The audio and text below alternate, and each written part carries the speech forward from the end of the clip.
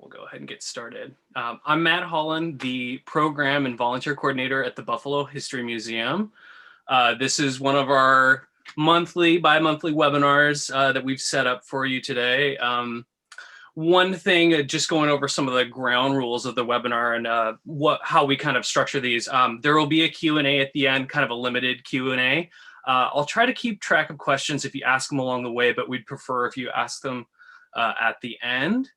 And one thing I'd like to mention is a big thank you to our membership, because we would not have these webinars available if it wasn't for their support. So, and I'll be dropping a link if you are interested in becoming a member and supporting our programming, and just in case that might be something you're interested in.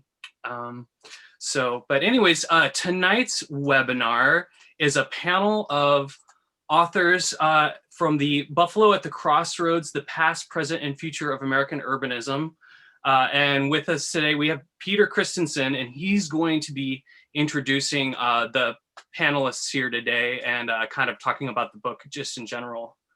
So Peter, I'll hand it over to you. Thank you, Matt. And it's a real pleasure to be here today.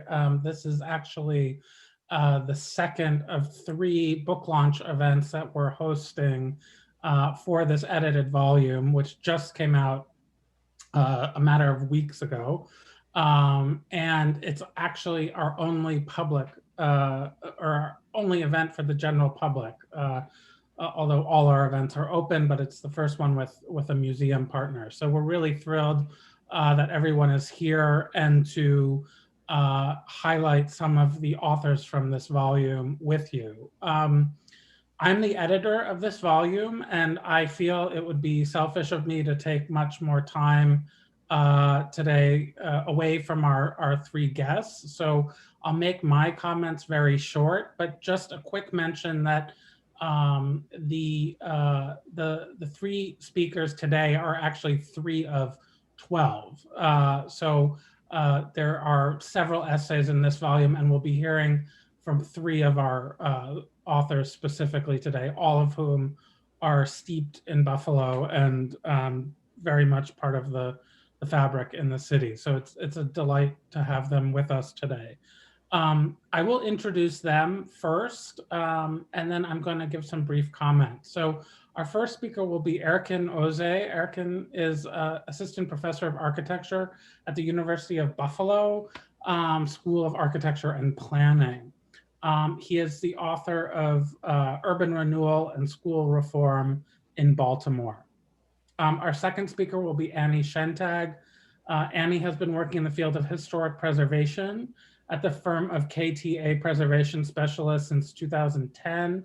She received her PhD in the history of architecture and urbanism from Cornell University in 2017 and teaches courses at UB, Buff State, and Villa Maria College. And finally, our third speaker will be Frank Kowsky. Frank Kowsky is a SUNY Distinguished Professor Emeritus and Fellow of the Society of Architectural Historians. For many, many years, he taught the history of art at Buff State and has been integral to the formation of Buffalo's place in the history of architecture and urbanism. So with that, I'm just going to say a few comments about the framework of this book and the city as it relates to our authors. And I'll be actually excerpting a passage from my introduction. So, and then once I complete that, we will move on to our first speaker. Okay, so as a collection of works by scholars from a variety of disciplines and with a variety of methods, this volume juxtaposes different interpretations of both history and the present moment, all of which resist the reductive, boosterous narratives around Buffalo's so-called heyday and the current supposed renaissance, as well as the hopeless, even nihilistic depictions of its profound struggles as a desolated, abjectly poor and peripheral American city. So we'll be looking at something in between there. While the volume features architectural history most prominently, it also features essays by cultural historians, an environmental historian, an architect, and a theorist. Rather than partitioning these disciplines, it is the aim of this volume to stress the breadth of audiences that multidisciplinarity affords, and that this book will hopefully enjoy.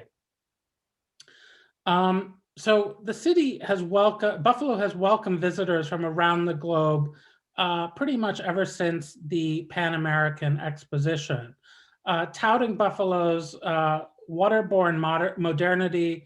Newly arrived residents in the city, particularly the Poles, Irish, and African Americans, were living in squalid tenements and flop houses that matched the level of dereliction of those documented by Jacob Riis in New York City at the turn of the 20th century. The problem was Buffalo did not have a Jacob Riis, and would not, until decades later, enjoy the same housing reforms that Riis ultimately afforded to New York City. 19th century's world fairs are well known for their less than tasteful depictions of race, but the Pan American Exposition proffered a particularly nasty array of ethnographic encounters amid the colorful, electrified architecture. The Apache Geronimo was brought all the way from an Oklahoma prison to be ogled. Plains Indians came from the Midwest and Rockies merely to reenact the battles they lost as European settlers moved west.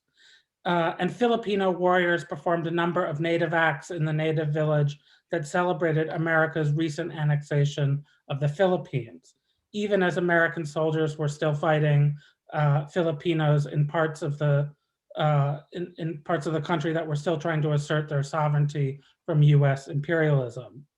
In Buffalo, there was always a human tragedy not far away from something touted as an unalloyed success, a fact that could possibly also remain true to this day. It is not novel to point out these dialectics of optimism and pessimism, of death and vitality in any place and time in history. And Jane Jacobs made that dialectic famous in The Death and Life of Great American Cities. But in Buffalo, this dialectic seems almost to be conscious, as if it is designed to be the very fuel of the city and one of its defining traits, rather than the result of the chronicler's work, what we are doing here. The city functions this way not because the historian says so, but because it has been designed as such. One would be hard-pressed to find another American city that has exhibited such high-minded architecture and planning, just as one would be startled to see how little of the wealth that fueled those visions is left to support it. So with that note, I will turn the table over to Erkin. And Erkin, I believe, is sharing slides with us, so we'll probably go to his screen as well. Erkin. Yes. Great. Thank you, Peter. Okay. So I wrote my presentation not to go over the 10-minute limit, so I will try to keep it that. If there are any questions or clarifications, happy to address those questions through here, or feel free to email me as well. In my paper, Rust Belt Cosmopolitanism, I look at the refugee resettlement process as an urban endeavor. In Buffalo, this endeavor is led by what I call the resettlement apparatus, consisting of a loosely coordinated network of institutions, such as resettlement agencies, community-based public health entities, social work organizations, and so on. These organizations do exemplary work with incredibly lean budgets, truly engaging with what's on the ground in the city and transforming these assets in unpremeditated ways, producing compelling urban conditions and jolting the urban and institutional landscape of the city, providing important lessons. In drawing these lessons, I also situate the contemporary conditions of resettlement and resettlement organizations in a historical context, delving into a discussion on what it means to adopt a cosmopolitan disposition for the city of Buffalo, as opposed to uncritically building on progressive pluralist ideas, which disenfranchise many communities, particularly the people of color. I finalize by speculating on the notion of cosmopolitanism for weak market cities such as Buffalo, arguing against the reflexive presumption that the notion of cosmopolitanism is about living in a world city rather than constructing worldliness in more specific ways, as Buffalo has shown through some remarkable episodes. The paper was prompted by the fact that between 2012 and 2017, Buffalo became a much talked about destination for refugee resettlement, considered a preferred community by the governmental agencies running the processes, giving it much visibility in the national resettlement community. This is perhaps attesting to Peter's highlight of the outsized influence of Buffalo as a paradigmatic city. During this period, there was much debate about the influence of some 20,000 plus refugees who live in and around the city. Much of the credit in this regard goes to the city's forced resettlement agencies, who were able to recruit landlords, identify adequate housing, and juggle many balls in the air while trying to connect the incoming individuals and families and racing against time. In Buffalo, there's a long and prominent heritage of settlement houses dating back to the early 20th century. Delving into these histories was truly eye-opening for me. These organizations were considered a crucial part of the progressive civic infrastructure at the time. For example, this 1917 New Citizens Handbook, a manual of information for Buffalo immigrants who wish to become American citizens, published by the Civic Education Association of Buffalo, listed the settlement houses addresses under the heading "Where to go for social service." The document urged, quote, "Every immigrant should, as early as possible after his arrival, become acquainted with the organizations of his people, his church, and opportunities that are given to know his American neighbors in the various schoolhouses and settlements," end of quote. The document also listed 100 facts every new citizen of Buffalo should know, and listed further resources for immigrants, such as the 7 public schools that provided language and citizenship lessons. Sprinklered with photographs of the city's landmarks, such as the Albright and Coney Hall, the document highlighted points of pride such as the city's generous parklands and paved roads. It also explained in detail the voting rights, the party system, city governance, primaries, and elections. The historian David Gerber wrote eloquently about the difficult role these and other progressive entities played at that time. They helped engage the resident groups with newcomers with common endeavors in shared institutional activities. But at the same time, they helped construct and shore up the moral authority of the residents over the newcomers. Other scholars were more critical, such as the sociologist Pyong-Gap Min, who pointed to the selective nature of these institutional acts in elevating the European immigrants while depriving people of color from accessing these opportunities. Min went further and suggested that without a rethinking of these structures, the new structural structures, they are not likely to fare better today. So against this background, looking at the cultural and physical landscapes of ethnic arrival is truly revelatory. This is in the words of Brian Godfrey. There have been many incredible changes in the West Side, as we all know. Mayor has an office for new Americans. Soccer took over football in schools like iPrep. The school system now has several schools where more than 40 to 60 languages are spoken, and school system employs sort of many translators for that. So understanding this sort of, this jolt of this cultural competence and how that jolt actually kind of transforms some of the existing institutions in the city has been quite interesting to me.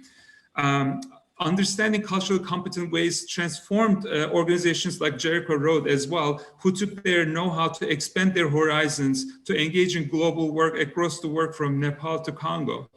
The sociologist Abdulmalik Simon points to the importance of these practices, saying for reaching out and operating at the level of the world. Or as the law scholar Rick Su suggests, these institutions serve a signaling function to draw new social groups into a city. A good example in this regard is the Vive Shelter, serving the needs of asylum seekers on their way to Canada. Established in 1984 by Catholic nuns to assist displaced Central and South Americans who sought asylum in the US and Canada, the shelter occupies an inconspicuous school building off of East Ferry, offering safe space, food, and legal advice for at some point up to about 2,000 refugees and asylum seekers annually. In the paper, I contrast this with another institution at the other end of Ferry, which is the Westside Bazaar. Perhaps the centerpiece of Westside's transformation, Westside Bazaar is operated by Westminster Economic Development Initiative. The center provides microloans, training, and other resources to help many refugee-owned small businesses to develop further. One of the most important resources is a code-compliant commercial kitchen shared by the food vendors, a highly popular dining destination offering a wide sampling of various cultural cuisines. The bazaar attracts a diverse clientele and serves as a mixing chamber for different social groups. In contrast to the porosity of the bazaar, Vive is a closed box. The bazaar serves those who are here to stay. Vive primarily assists those who are transient, having little chance of rebuilding their lives in the US. In their own ways, both institutions have constructed highly specific practices addressing larger social, economic, and political pressures. Not only does the bazaar provide a setting where members and visitors can take part in a shared space where a multitude of cultural representations are empowered, it also navigates the scarcity of welfare funds by investing in shared resources to support business enterprises. Vive, on the other hand, mitigates the undue burdens inflicted on displaced by providing refuge on a tenuous basis. Both institutions mediate their environments in different scales while practicing particular modes of cosmopolitanism. The bazaar serves as an anchor in the midst of the haphazard streetscape of the Grand Street. It functions, in the words of sociologist Elijah Anderson, as a cosmopolitan canopy where newcomer and resident groups can share meaningful encounters, enabling the possibility of a more cosmopolitan appreciation of difference. The cosmopolitan practice of the bazaar consists in the local. It provides a shared ground that encourages civic performance. Vive, on the other hand, is a translocal space. It inhabits the charged space of the border, decoupled from the city ground. The cosmopolitan act comes at the expense of the local. It too facilitates resettlement only elsewhere. In closing, I argue that these practices show glimpses of moving beyond the pluralist multiculturalism towards a cosmopolitan mode, encouraging the voluntary formation of new communities as opposed to hollow sympathy for the other. Some of these strategies drawn from this background could help us reflect on an urbanism of solidarity and intersectionality predicated on reaching out to the world, going beyond the reductive concepts of community formation and building spaces of encounter and cooperation. And these are just a few samples of some of the work that I did with my students at UB, looking at how some of these, we can learn from some of these practices and reflect on the notion of revitalization through these sort of more kind of nimble ways. So these are some samples of that, but thank you. Wonderful. Thank you, Erkin. Now I'm going to turn the floor over to Annie Schentag. Annie.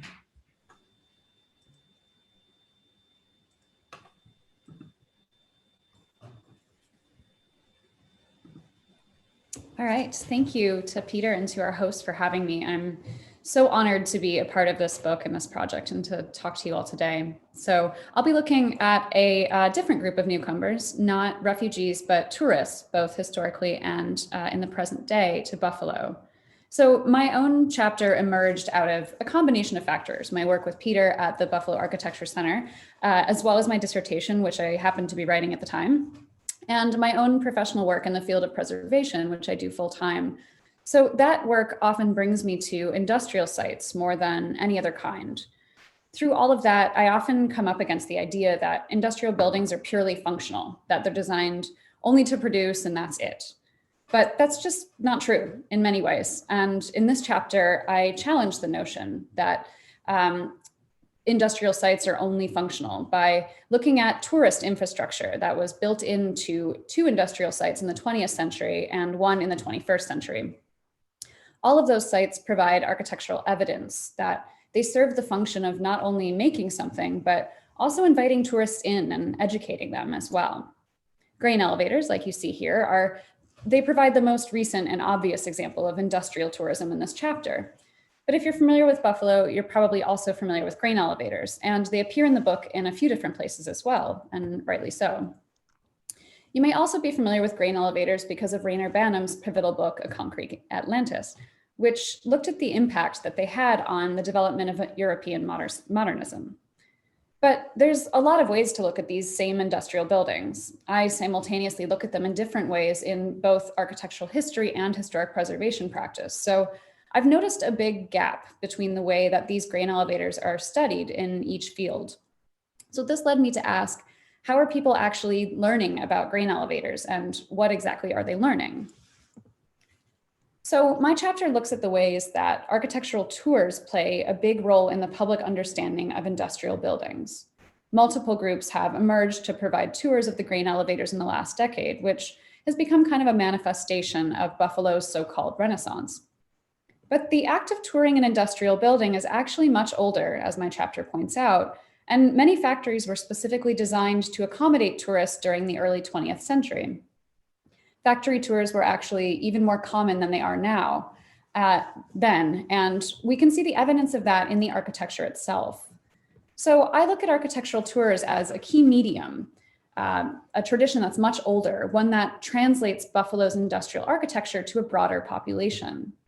By examining these tours, both historically and today, I look at the ways that the story of these industrial buildings is told and the impact that that story can have on the city itself. My chapter looks at public tours of these 2 sites in the early 20th century, the Adams Powerhouse on the left and the shredded wheat factory on the right. Both were located in Niagara Falls to be close to the source of power, and both were demolished in the 1960s as part of an urban renewal program. The Adams Powerhouse on the left was a major hydroelectric power plant, and the shredded wheat factory on the right used power from that very plant to make cereal and Triscuits and other products, later becoming Nabisco. That factory was actually nicknamed the Palace of Light, partly a nod to its source of electric power, but partly because it was a daylight factory producing health food. So it wanted to have a clear link between these modern notions of light and cleanliness and health. I'd also like to point out that the function of these buildings wasn't just industrial production, but also industrial tourism. Tourism was embedded in the design of both of these buildings. The companies that built them knew that factories can seem really mysterious, kind of illegible, far more so than any other types of architecture. People can't simply walk into a factory usually and just look around the way that they could with maybe a museum or city hall. So these corporations designed their factories so that they could also provide tours, because they wanted people to like their companies and buy their products. These tours provided architectural education, as well as product familiarity, and they often instructed the public on how to read an industrial building and the processes that happened inside. So we'll start with the Adams Powerhouse, which is generally recognized as the birthplace of the modern hydroelectric power station in the world. This was the building that generated and sent the first long-distance transmission of alternating current electricity in the world from Niagara Falls to Buffalo in November 1896. Electricity was really new. It required an adjustment period for the average American citizen. They had to be trained to stop fearing electricity and instead consume it. So because of this, the Adams Powerhouse was specifically designed by McKim, Mead, and White to function as a hydropower plant, but also as a tourist space, where visitors could absorb this new technology through a more sort of conservative architectural design. And thousands of tourists went there, by the way. In the 1920s, the numbers were on average about 80,000 tourists a year going here. There are lots of clues that this building accommodated tourists, but the most obvious one is the observation gallery. So you can see it in the image towards the back where the tourists stand. The observation gallery is one of the most common examples of tourist infrastructure in many industrial buildings. At the Powerhouse, there was this elevated iron walkway that ran along the edge of the interior walls and crossed the workspace at the 2nd story level that you see there. The gallery device was specifically designed for tourists, only for tourists, in an otherwise industrial building built for an industrial function. And this enabled tourists to see the machines in operation, to kind of float above. Not only that, but it also controlled the specific angles from which tourists would view the space. It acted kind of like a physical camera lens that could crop out certain parts and control exactly the view that people saw from above. In fact, many of the company's promotional photos were taken from that same gallery, including the one that we see on the left here, which further connects this control of the tourist view to the controlled public photographic view and understanding of the building. We also see an observation gallery at the shredded wheat factory here. There, tourists saw tons of workers who appeared to act as this collective unit as they looked down from a view similar to this one from the walkway. You can see the walkway in the upper left, but we're also sort of seeing that photographic view looking from the walkway. These observation galleries encouraged the tourist trend of watching other people work. Sociologist Dean McCannell referred to this as a work display, where work was transformed into entertainment, at least for those who could afford to visit factories on their vacation. Even if some of those tourists were workers themselves, they could shed their usual status by gazing down at work during their free time. Tourists looked quite literally down at these employees, even if they were workers themselves. So it intensified the social distance between tourists and workers, even when the lines outside the factory might be more blurred. Visitors experienced a similar view at the Larkin Administration Building on the right, where Wright's atrium enabled visitors to gaze down from the top floor at a large body of workers below. These tourists were privileged with a panoptical view that implied a sense of power, much like the physical position of management in many factories. These galleries turned industrial production into entertainment without substantial education about the processes or the workers' realities at ground level. By looking at devices like the observation gallery, and I've only looked at that one here, but there's more in the chapter, we can see that industrial tours served as part advertisement and part education and part entertainment. These tours influenced the public perception of industrial architecture for decades to come. Above all, these buildings were designed to provide a clear but attractive break with the past, ushering in a new modern era through an architecture of light, cleanliness, and perceived corporate transparency through tourist observation. Tours today, like this one at Silo City, similarly attempt to find the balance between education and entertainment, and between the present and the past. Buffalo's tours of the grain elevators struggle between presenting industrial history and embracing post-industrial uses. While the grain elevators have become very trendy these days, holding concerts and weddings and art installations, touring them has only recently become possible. They weren't actually designed to provide access to the general public, unlike the Adams Powerhouse and the shredded wheat factory. Grain elevators were dangerous places that acted more like a machine than a building, and only certain workers could go inside. But now that they're empty, they can accommodate tourists. And this makes architectural tours of grain elevators a specifically post-industrial phenomenon. So for the sake of research, I went on a lot of these tours, sometimes the same tour 10, 15, even 20 times, and noted some commonalities among them. On these tours, the narrative often nods to both working class community history and contemporary projects occurring nearby. Sometimes they explain how the buildings work at a very basic level, or how the buildings themselves were made, but that's usually not the entire focus of the tours, and it's not like there's a quiz afterwards to find out how much the audience has actually learned. Reyner Banham is rarely mentioned. That seems to be reserved primarily for academia, and sometimes Walter Gropius or the European modernists are, but less so. The silos are most often presented as structures that belong to the local community, imbuing locals with a sense of ownership and pride over their industrial heritage. So there's something to be learned from the way that these tours today provide a physical understanding of these buildings, much as they did in the early 20th century. Now, tourists are encouraged to touch and listen to these spaces, to discover the layout of a grain elevator by climbing around it or up to the top or through small holes in it. These tours provide a sensory experience that echoes the sensory turn in historical scholarship. Nearby at Riverworks, a rock climbing course rises up the walls of another grain elevator, encouraging this tactile experience with industrial architecture. Tourism encourages a sensory understanding of these buildings, and historians have something to learn from this. We can reconsider notions of industrial architecture as not just as a functional object or even sculpture, but also as a malleable experience with shifting meanings. So as this chapter shows, tourism was essential to the conception of industry in the early 20th century. It plays a similar role today in revitalizing the city's industrial architecture during this supposedly post-industrial era today. The history of industrial architecture is ongoing. Buffalo's identity is still intimately linked with these industrial structures, and some of them are still functional, by the way. It's not a completely history of the past here. Architectural tourism has made these industrial landscapes more visible, but it doesn't mean that it's made them more legible. Looking at the history of industrial tourism can show us the way that we tell ourselves the story of industry in Buffalo, as well as the ways the story of industrial Buffalo gets told, both then and now. Architectural tourism contributes to the identity of a place, as well as shaping its place in time. So we can engage with a more multifaceted history of industrial architecture through tourism. This might be a vehicle that allows us to go beyond that simplified story of former industrial grandeur or contemporary industrial demise, and instead help Buffalo and many cities like it towards revitalization in ways that we may not have yet even dreamed. Okay, thank you. Thank you, Annie, very much. And now I will turn the floor over to Frank. Frank.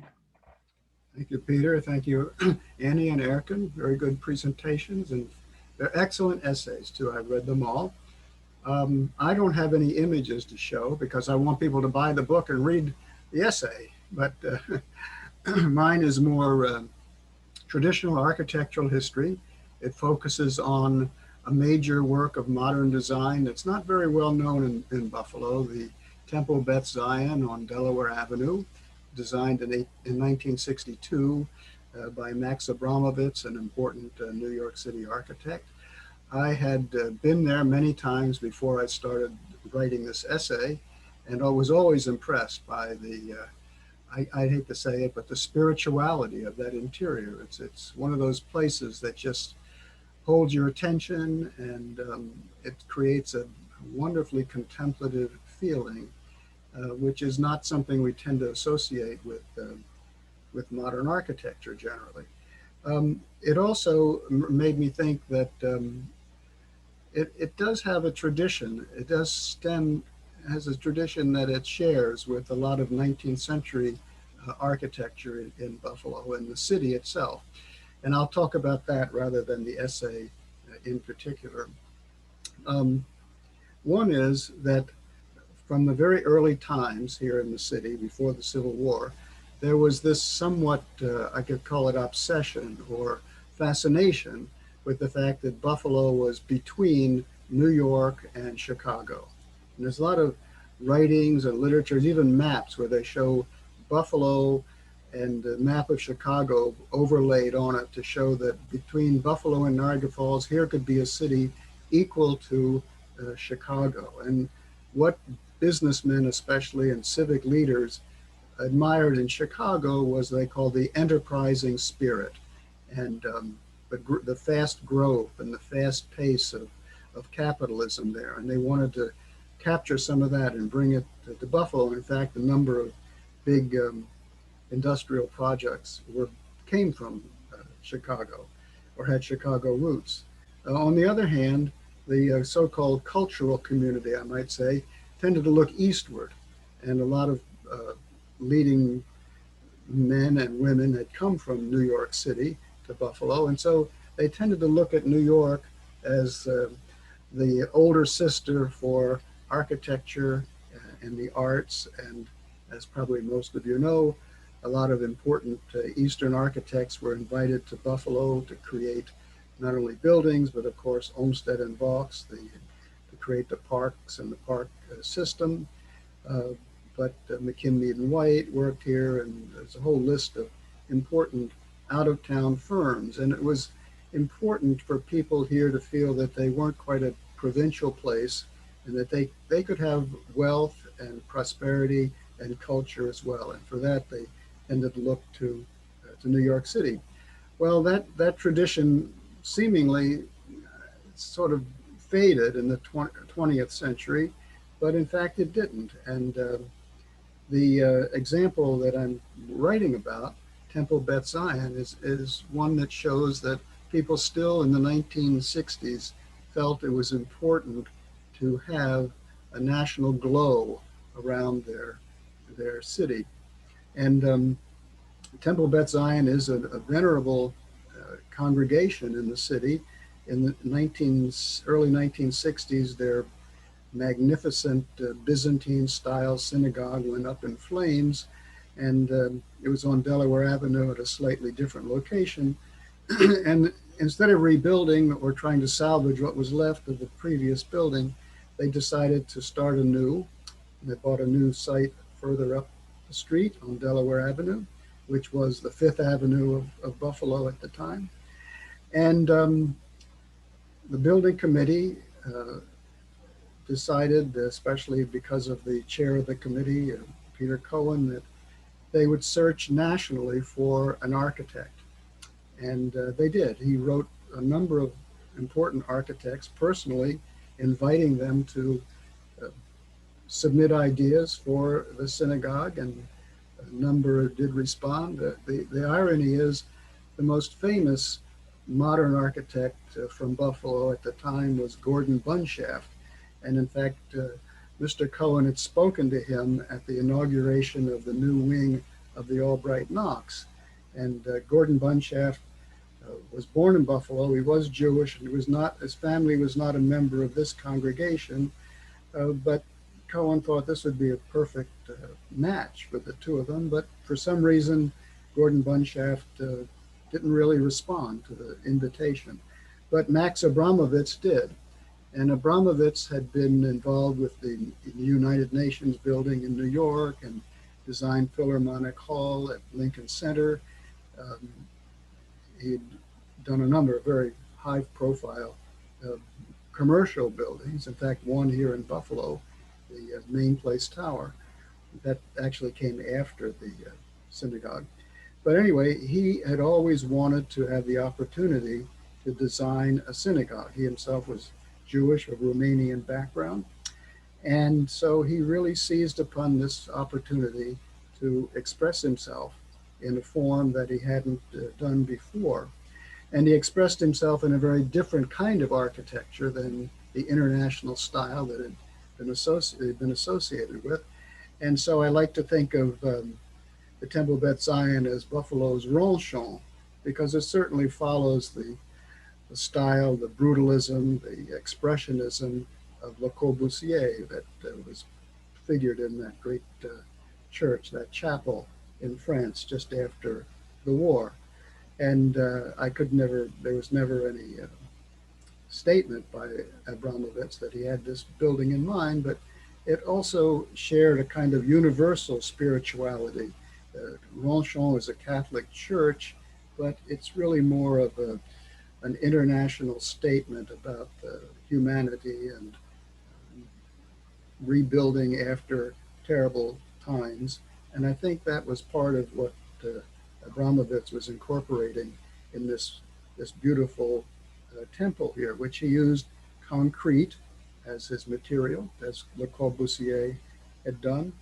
But here again, circling back to Buffalo, I could never find a reference, but I can't help but believe that Abramovitz was one of those who looked at the grain elevators. And in 1962, when he was designing the synagogue, the grain elevators were still mostly in high function. And for an architect, they would have been something quite extraordinary to see. And the technology of building the temple, the synagogue, is very close to that of the grain elevators. Concrete built up in sections and left unfinished or just polished a slight bit and allowed to express itself, you might say. And he found something in that material and in those big curving forms, billowing forms, that he turned something utilitarian into something quite expressive and quite beautiful. So I think this building both expresses something about modern architecture in general, expresses something about the tradition of Buffalo searching both east and west for creative input. And it also has some kind of connection with the local great tradition of industrial architecture. I only wish that it were better known, and maybe my essay will do that. I undertook the original research. I'm not a member of the congregation, but a good friend is, and they wanted to have the building listed on the National Register to help fundraising for maintaining it. And I was happy to do that, and I got deeper and deeper into researching it and understanding it, and I really started from there to create this article, which I had a great pleasure in writing. And it's not something I usually write about. I'm more interested in the 19th century and late 19th century, but this was a real pleasure and an eye-opener, and well, I hope people that buy the book will enjoy the essay. Thank you, Frank. Matt, if I'm correct, I don't see any Q&As yet, so maybe people are getting to that. Is that? Yeah, nothing yet. Okay, so I have questions, so maybe I can buy the attendees some time to type in their question. So, and I'll leave it, I'll try to keep the question fairly short so that there's time for the questions that will come in. But one of the, I mean, Frank, your essay is so illuminating to me in many ways, because it actually shows a kind of, as you say, a moment in the mid 20th century where you know, the halo, the kind of late mid 20th century, where the halo that was sort of associated with even a few decades earlier is still being pursued in Buffalo, you know, a kind of grandeur in architecture that then sort of drops off. And and it's an interesting bridge for me between the two other papers where, you know, Annie is discussing, for example, this moment, the first moment of architectural tourism at the grain elevators, when I mean, I'm just stunned by how sanitized these images are from above, right? And even when the workers are in the pit, so to speak, there's a sign that says, I forget exactly what it said, but there's a sign above their heads that says what they're doing. I mean, it's this incredibly sort of organized and sanitized version of labor, whereas then you suddenly have this kind of embracing of you know, disorder and chaos and ruination with the tourism of the grain elevators. And even, you know, Erkin, I see it in many ways, the kind of the great value in your essay is the way it shows that the kind of dynamism of Buffalo today is very much a kind of unplanned dynamism, is a kind of a dynamism that is coming completely from the ground up and is not coming from either politicians or city planners or even architects, but coming from sort of DIY operations in the city. So you have, in a way, this kind of moment of this highly sort of choreographed, organized, sanitized, orderly sort of view of how Buffalo will make its imprimatur on the national stage.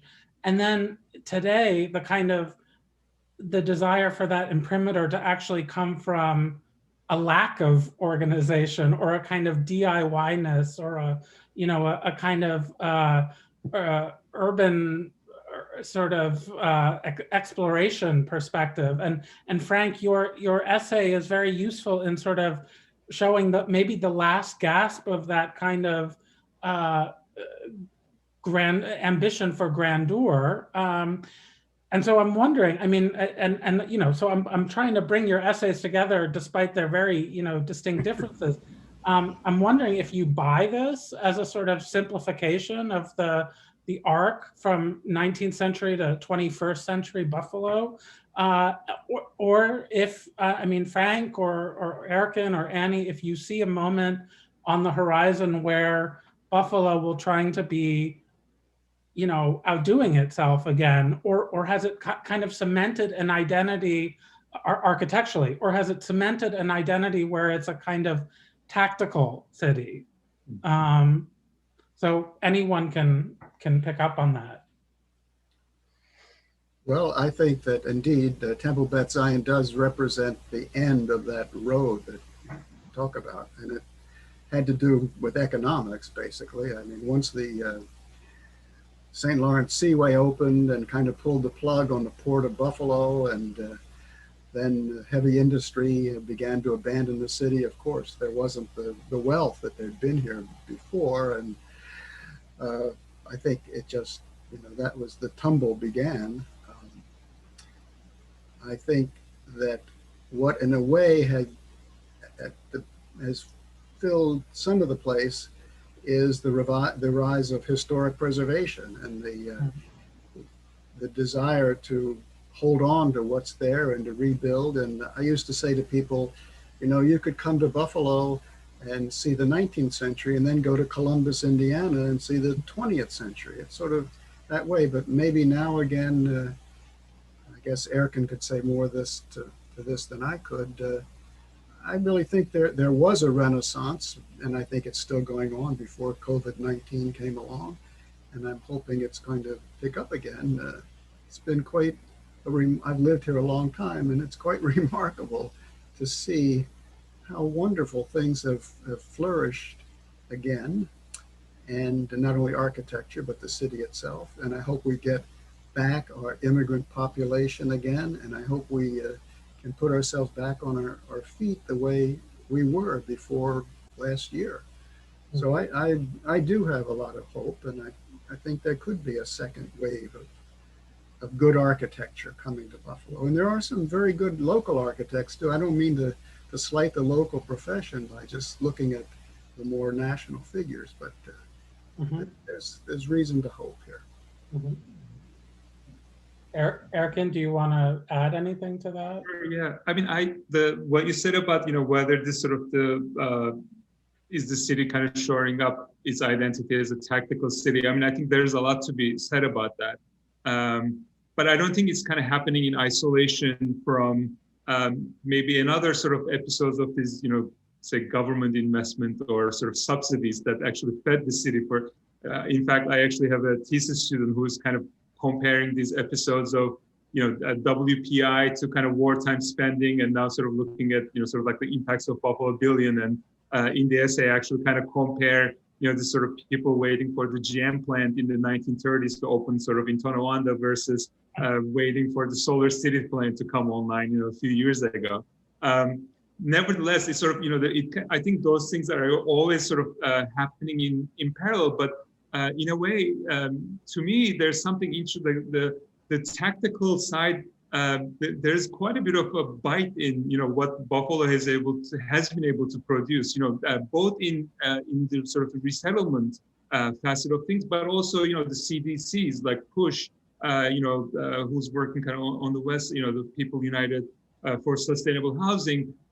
They actually have kind of produced this exemplary practices that many other cities are sort of looking at. Like when I go to conferences, people know about Push. They may know about a resettlement agency here. They know about sort of being a preferred community and things like that. So there's a lot of, I think, good knowledge is being produced. The question is like whether some of those lessons could be kind of drawn into maybe towards kind of where the capital is, and like maybe how to maybe inform some of those kind of like larger subsidies and maybe government investments to activate some of those resources. I think I'm super interested in like how that bridge could be built between the two.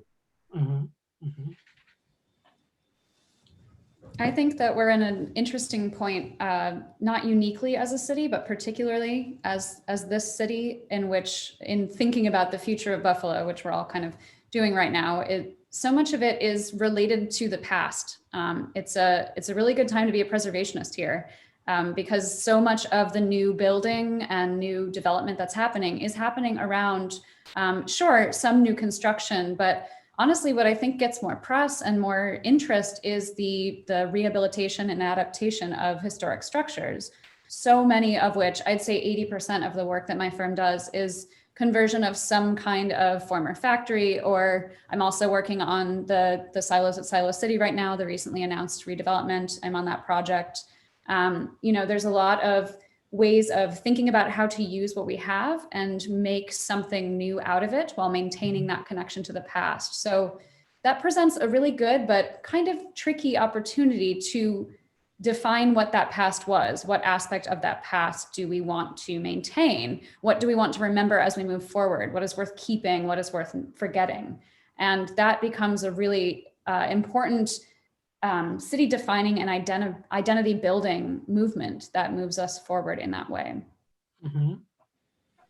Annie, I would just add, 1971, 50 years ago, is when Peter Banham came to Buffalo. Wow. And he taught in what was then the Meter Factory on Main Street. It's a perfect example of what you're saying. That has been sold by the university and now is Bethune Hall, loft apartment building. But next year will be the 50th anniversary of the purchase of that building to become the School of Architecture and the hiring of Peter Banham. So there you are, bit of history.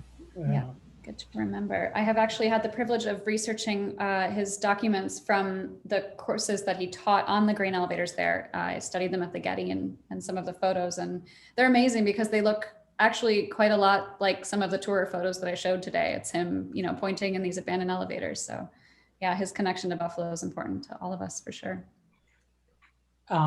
Matt, if you don't mind, I see a question that I'll pull out from the audience. Oh, go right ahead. Yeah. There's a few questions that are going to specific authors, but since we only have a few minutes left, I think maybe I'll take one that's going to everyone, which is from Cynthia, and she's asking, I have the sense that the general Buffalo population is better educated about its architecture than most cities. Would anyone care to comment on this? How, why, is it true? Thoughts? I think it's hard to speak for a general public as to how, I perceive if they're intelligent about something or not, or how well educated they are. But I do, as a Buffalonian, feel like people have a really strong attachment to architecture here. And I, of course, think one of the ways they do that is on tours. In terms of the breadth of their education, I bet that, the average interested Buffalo citizen would probably know about, Frank Lloyd Wright, Louis Sullivan, H.H. Richardson. But again, and they would probably know something about the grain elevators, I think, or at least have some interest in it. Sometimes it comes through a personal, my grandfather worked there, my dad worked there. Sometimes it's, someone who has an interest in it. There's a lot of people who kind of collect things on their own here. But in terms of what don't they know, how many of those people could tell you exactly how a grain elevator worked? Or, they might know it's invented in Buffalo. And this presents a really good opportunity because people are interested. We don't have to get anyone in Buffalo interested in architecture. So I agree that they are interested and educated for sure. I think it's an opportunity for nuance. I don't know how the rest of you feel about that. Can I actually ask Erkin specifically about this? Is there any intersection between this reverence for the architectural canon and the refugee community? Do those things ever collide, or are they completely isolated? It's a good question, and it's something that we wanted to research a bit and couldn't find a way to do it. But one of the questions we were asking was, for example, the International Institute, which is located on Delaware Street in this, this lovely building. We were wondering whether, having sort of the new coming families kind of come to learn English or kind of do their business here, just kind of off the airplane, and here you are sort of next week. We were just kind of wondering whether actually the location kind of held this sort of a symbolic place. And I always sort of compare, this the old federal building where the community college is now used to be the federal building where where the citizenship and other postal service practice functions kind of took place. And I compare it to the the citizenship services now That's again on Delaware, which is this kind of like a really awful sort of a ethos, kind of a supermarket kind of a building, just kind of shimmied into one of the most kind of prominent locations. And I sort of was wondering whether that kind of helps hold, like what kind of experience do those buildings kind of offer? And then this sort of, you know, this kind of grandiose experience of this kind of federal building, I think there's something to be kind of learned about that. But yeah, I don't know if there's sort of like, but I don't know if of any sort of, you know, reverence for, you know, sort of, at least, you know, just kind of like looking at that 1917 building, just sort of the 1917 document and the way that it boasts about, you know, sort of the Onset Parkway system, the paved roads, and you know, the Albright being accessible 3 days a week for you know, for free, like all this stuff. I wonder how much of that is actually has trickled down to today. Yeah. Well, I would just add, I remember when the National Trust had its conference here a number of years ago, people that came in the Society of Architectural Historians a couple of years after that, the people that came from out of town were, a lot of them told me how nice it was that somebody on the street would stop them and say, oh, you're here about architecture, and have you seen this? Have you seen that?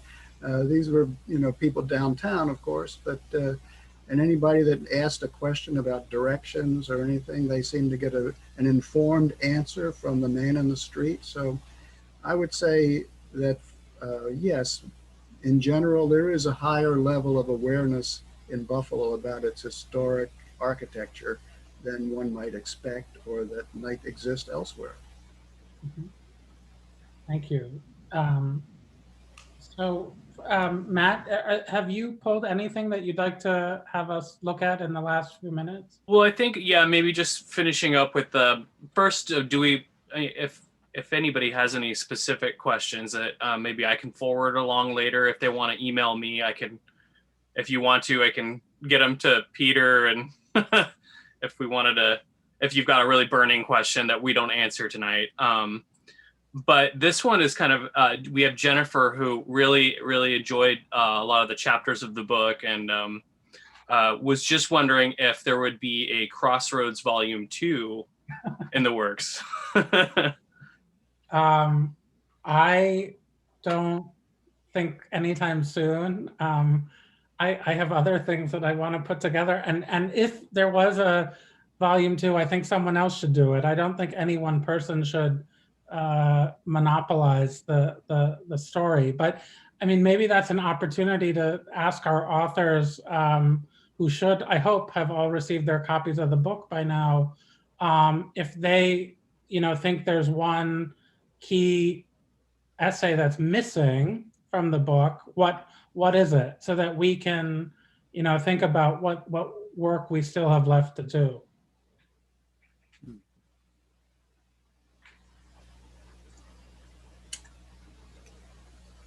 I think, I mean, again, sort of going back to my answer, I think the community organizations, and then how I think one of the important things is about, you know, how kind of, and I think the volume does a really wonderful job about, like, you know, sort of this kind of awareness of the larger landscape that Buffalo belongs to. So I like, if I could get to it, that's something that I'm interested in, you know, sort of this, how, just following on the same thread of, you know, how this kind of community-based practices are emerging, and then how they kind of compare with other, you know, this kind of the larger kind of geography of the Great Lakes. There's a lot of material to actually kind of mine there, I think. Mm-hmm. I would say I haven't actually received my book yet, but I've been sneaking views of other people's, and I think that one idea comes from the comments, actually, a future chapter on the Willard Park courts, which is something I've personally worked on. I know a lot of us are familiar with it. I did the initial consulting for that for the BMHA. Yeah, as a way of incorporating more generally, always more marginalized voices, communities, LGBTQ+, you know, non-Western, non-white populations as well. And that would be one good sort of entry point for doing that, as well as, you know, maybe something on Louise Bethune, personal favorite of mine. So. I vote for Willard Park courts. Okay. Well, I think we have a verdict then. So Matt, am I correct that we're at time? Yeah, we've reached the hour. But thank you all so much for coming on, and those were all very enlightening. And I'm excited. I'm halfway through the book. I got mine too. So, and we will be eventually. I'm not sure when, but we plan on getting the book in the museum. And for now, I know Talking Leaves is right up the road from us. Also, is selling it. So. There's lots of opportunity to get that. So, but anyways, thanks again to everybody on the webinar, and I hope you have a good night. Thank you, everyone. Bye. Yeah. Bye. Bye. Frank and Annie, it was great to meet you both. Yes, Annie and Erkin, yes. Frank, especially you. Just Virtual meeting here. Yeah, exactly. I wish we could have done it in person, but Annie teaches at the school. I never got to meet her. And, I know. Nice name. And I've read your book like up and down. You're kind of like a rock star for us for Buffalo architecture. So Well, once all this is over, we'll have to get together for a coffee, the three of us. that would be lovely. Yeah, I was elated. Like it's such great company, so it's great to meet you. I enjoyed this a lot tonight. Me too. Thanks. Thank you all. Have a great Bye. night. Bye. Thanks. Ciao.